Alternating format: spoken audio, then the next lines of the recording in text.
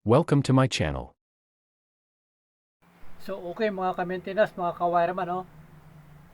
Special tip lang sa mga nagto-trouble ng FDAS. Halimbawa ganito yung FDAS nyo mga ka-wireman sa panel natin. Ito yung tinatawag na repeater or yung annunciator na tinatawag. So makikita nyo dito nagkakaroon siya ng general fault at battery fault. Ito yung sa repeater mga ka-wireman, ha. Ito yung repeater natin, yung annunciator. So kung mapapansin nyo, nakailaw na dilaw. Ibig sabihin general fault, battery fault, at yun nakalagay dyan, repeater yan, battery fault. Sabihin may diferensya yung baterya, pero chinek ko yung baterya niyan mga kawireman ay ano naman 12 volts pa rin naman ang supply niya, kaya supply. So tanggalin muna natin. Ang gawin lang natin ay ganito, simpleng tip lang to mga kawireman, ha, sa mga FDAS natin. So yan, gagawin mo ito. Ito yung cord niya, yung AC niya, tanggalin mo muna. Yan, tanggalin natin yan. Ang susunod na gagawin natin ay yung kanyang battery. So, tanggalin din natin itong kanyang baterya. Yung nakakabit sa ating baterya. Ito yung positive, sabihin yung pula.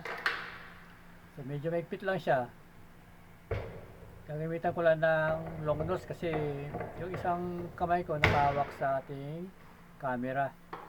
So medyo ano lang to, emergency na ano lang, upload lang mga ka-wireman. Nag-trouble kasi itong panel ko eh. So ito, maski di mo natanggalin yan, yung naka jumper na ano. So dito yung sa terminal ng ating ano, power supply ng baterya, medyo ano mo lang siya, tignan mo kung lumuwag lang siya.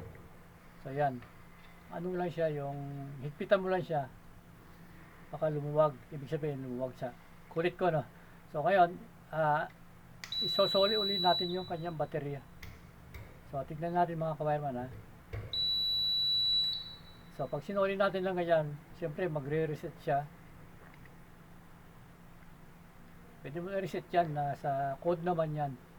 So ilagay uli natin yung kanyang power supply, yung AC natin. So obserban lang natin ng konti. So yan,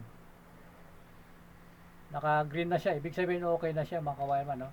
So ganun lang mga ka-wireman ang anong pag-reset ng ating FDAS. Pag may nagto-trouble siya na ganyan, subukan nyo muna ganito mga ka-wireman. So simpleng troubleshoot lang ng mga ka-wireman. So okay na. So yan, naka ano siya. Maraming salamat. Bye.